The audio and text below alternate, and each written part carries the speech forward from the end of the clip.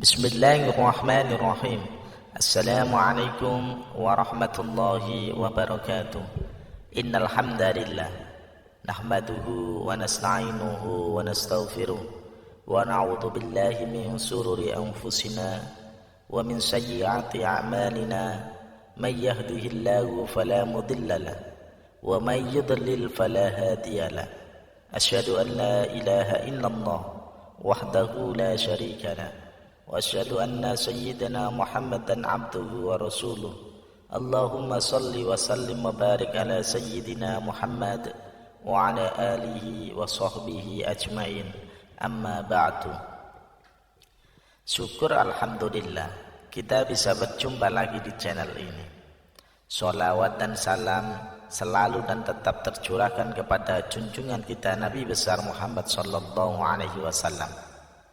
Allahumma salli ala sayyidina Muhammad wa ala ali sayyidina Muhammad. Harapan dan doa saya, semoga saudaraku semuanya yang menonton video ini selalu diberikan kesehatan, dilapangkan rezekinya, diampuni dosa-dosanya, dan dipanjangkan umurnya. Amin ya rabbal alamin. Sahabat beriman yang dirahmati Allah, mencintai dan dicintai oleh sesama manusia, apalagi terhadap suami istri, anak, serta sanak keluarga merupakan kebutuhan batin yang paling mendasar. Terlebih lagi jika kita mampu mencintai serta dicintai oleh pecinta semua makhluk di muka bumi, Allah Subhanahu wa ta'ala. Tak dapat dipungkiri, segala kebaikan yang Allah kehendaki pastilah memiliki tanda-tanda yang unik, baik tersirat maupun tersurat. Begitupun tanda bahwa Allah cinta dan sayang terhadap hamba-hambanya di dunia. Sahabat beriman yang dirahmati Allah Subhanahu wa ta'ala, terdapat 3 tanda bahwa seorang hamba mendapatkan kasih dan sayang oleh Allah saat berada di alam dunia.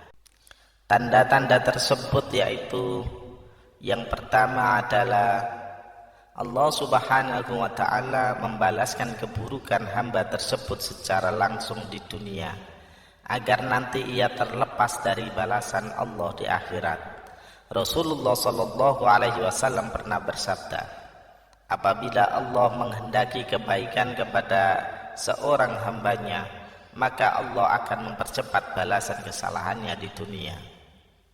Dan sebaliknya, apabila Allah menghendaki keburukan kepada hambanya, maka Allah tidak membalas perbuatan dosanya di dunia, hingga kelak dia membalasnya nanti di hari kiamat. Hadis riwayat Tabrani. Itulah tanda pertama yang mana Allah berikan kepada hamba, kecintaannya. Dia mempercepat balasan keburukan kepada hambanya tersebut, agar manusia tersebut segera bertaubat dan memperbaiki kesalahan yang ia telah berbuat. Namun sebaliknya, bagi orang yang dibenci oleh Allah, ia akan dibiarkan saja bergemilang dalam lumpur dosa dan terus-menerus bermaksiat hingga lupa dan lalai selama berada di dunia. Oleh sebab itu, sudah sepatutnya seorang mukmin selalu menerima segala bentuk kesusahan yang ia terima di dunia dengan ikhlas dan ridha. Mungkin saja itu merupakan hukuman dari Allah akibat kesalahan kita sekaligus sebagai bahwa Dia mencintai hambanya, agar kita segera insaf dan bertaubat. Karenanya balasan Allah di dunia sangat tidak sebanding dengan balasan Allah di akhirat. Ketika di akhirat seorang hamba sudah tidak memiliki kesempatan lagi untuk bertaubat, serta balasannya pun jauh lebih besar. Ingatlah bahwa Allah Subhanahu wa ta'ala berfirman dalam surah Al-A'raf ayat 168, dan kami coba mereka dengan nikmat yang baik dan bencana yang buruk agar mereka kembali kepada kebenaran. Berkaca dari firman-Nya tersebut, sudah jelas bahwa cobaan dan ujian merupakan sunnatullah yang di dalam pasti mengandung rahmat dan hikmat bagi hambanya. Allah memiliki banyak cara yang berbeda-beda untuk mengembalikan hambanya kembali menuju jalan lurusnya. Yang kedua adalah Allah Subhanahu wa ta'ala bukakan hatinya dan mengisinya dengan keyakinan yang kuat dan kokoh. Rasulullah sallallahu alaihi wasallam bersabda, apabila Allah Subhanahu wa ta'ala menghendaki kebaikan pada diri seseorang, niscaya Allah akan bukakan kunci hatinya dan mengisinya dengan keyakinan dan kepercayaan yang kokoh. Allah jadikan hatinya waspada akan lika-liku kehidupan yang ia jalani. Allah Subhanahu wa ta'ala jadikan hatinya sehat, sejahtera, dan lidahnya berkata benar dan perilakunya lurus. Serta Allah Subhanahu wa ta'ala jadikan telinganya mendengar dan matanya melihat. Hadis riwayat Abu As-Sih dari Abu Dar. Melalui hadis Nabi sallallahu alaihi wasallam di atas, sudah jelas bahwa hamba yang Allah Subhanahu wa ta'ala bukakan hatinya, ia akan memiliki tingkah laku yang lurus, baik dari ucapan dan perbuatannya.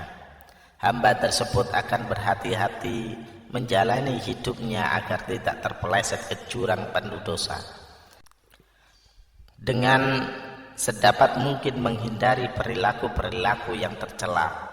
Lalu, adakah dalam diri kita ciri-ciri tersebut di atas?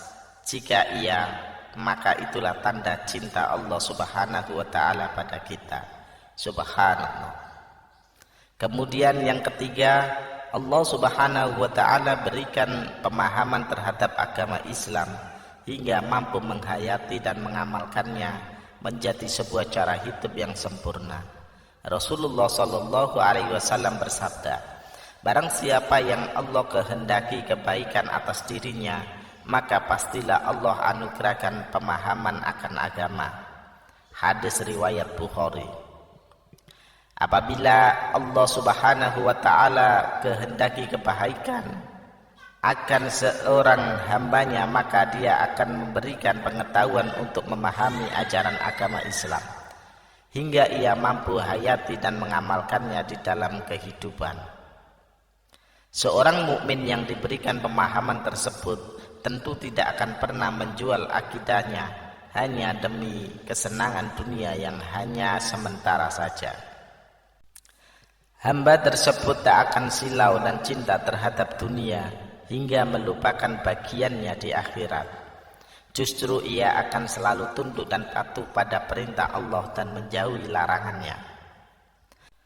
Allah Subhanahu wa ta'ala berfirman dalam surah Al-Maidah ayat 3, pada hari ini aku telah sempurnakan bagimu agamamu, dan aku telah cukupkan nikmatku padamu, dan aku telah ridhokan Islam sebagai agamamu. Sahabat beriman yang dirahmati Allah, marilah kita bermuhasabah diri kita sendiri, menatap jauh ke dalam hati dan melihat kehidupan kita selama ini. Adakah ketiga tanda tersebut di atas terdapat dalam diri dan kehidupan kita selama ini? Jika iya, maka bersyukurlah atas nikmat cinta darinya tersebut dan bersabar atas ujian dan cobaannya untuk menyeret kita kembali pada jalan lurusnya. Dan jika tidak, maka kita mesti khawatir bahwa mungkin Allah sedang murka pada diri kita. Segera kita bertaubat dan berdoa memohon ampunan serta meminta petunjuk serta kasih sayangnya. Yakinlah bahwa Allah Subhanahu wa ta'ala selalu menerima taubat hambanya yang mau kembali padanya. Wallahu a'lam bishawab. Demikian yang bisa saya bagikan, semoga bermanfaat untuk kita semua. Amin ya rabbal alamin. Assalamualaikum warahmatullahi wabarakatuh.